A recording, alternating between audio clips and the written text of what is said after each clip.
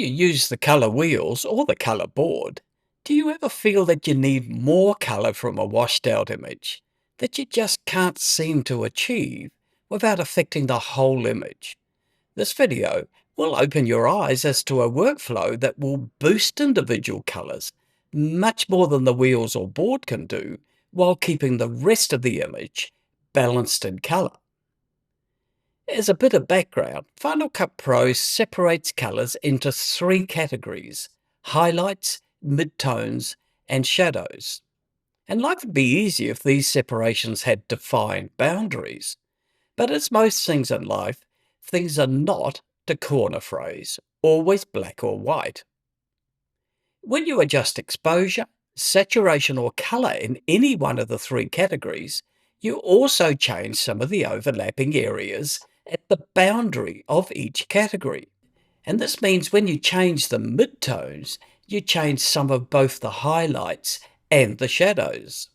I'm going to show you how this affects colour adjustments with the colour wheels, and the same applies for the colour board.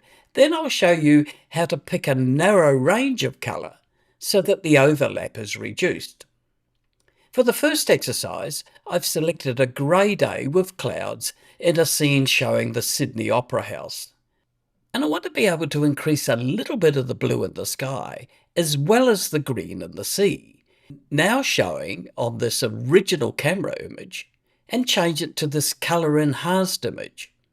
And watch out for the second exercise in the next video that'll show you how to remove colours.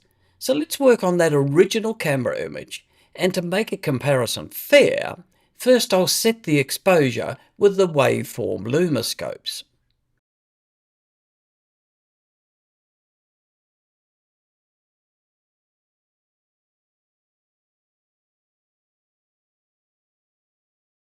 First, I'll use the colour wheels, and as I said, the same applies to the colour board, and to increase the blue in the sky, which mainly falls into the midtones.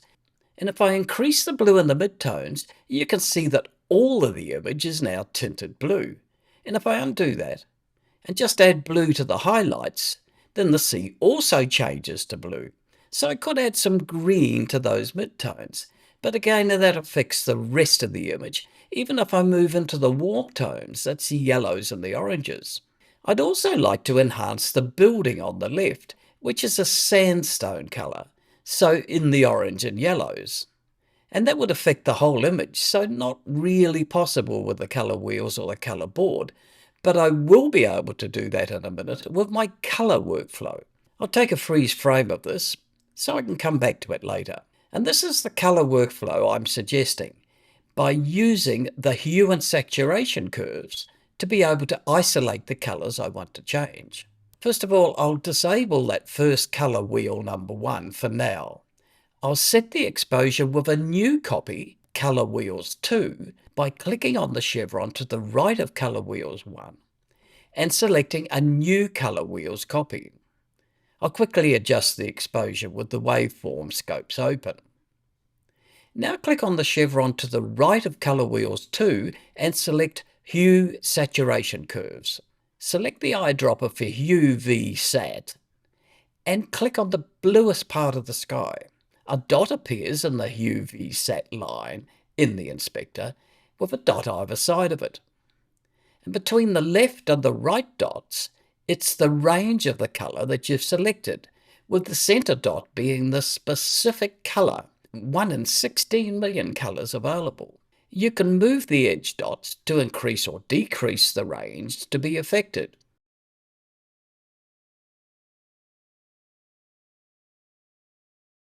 I'll drag the centre dot as high as possible to increase that specific colour, and also within the range of the other two dots. The blue in the sky increases without affecting much of the rest of the image. And if you wanted it to be more refined, you could decrease the range of the dots. I also want to increase the colour in the sea, but since the sea in the original image has got a lot of blue in it, I'll look for some other green in the image. There's a group of trees behind the yacht. I'll click on that with the eyedropper. A new dot appears in the Hue v Sat line, and because the new range is overlapping the old blues range, you only see the left dot of the most recent range. That's the green one. I'll drag that green dot up and you can see the green increase in the sea. It also pays to try adjusting the possibilities at the extremities of the range to see how the image changes by eye.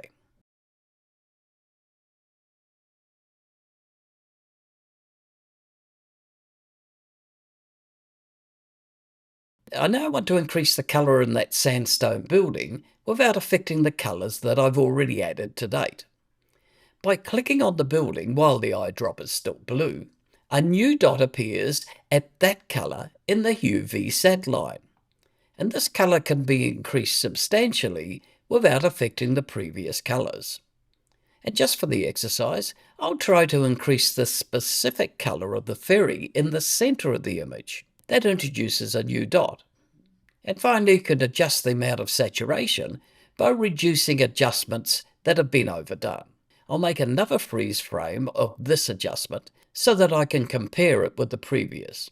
You can now go back at any time and reduce any still overdone saturations. And a tip, I find that when making drastic colour adjustments, I'll go away and make a cup of tea and come back with fresh eyes. That's all for this video. The next video will show you some operations of how to decrease the yellow tinge in my hair without affecting the rest of the green screened image, as well as helping to improve the key against the green screen. Watch out for that second exercise in the next video. It shows you how to remove colours. Thanks for watching. Please like and subscribe, and don't forget to press the bell.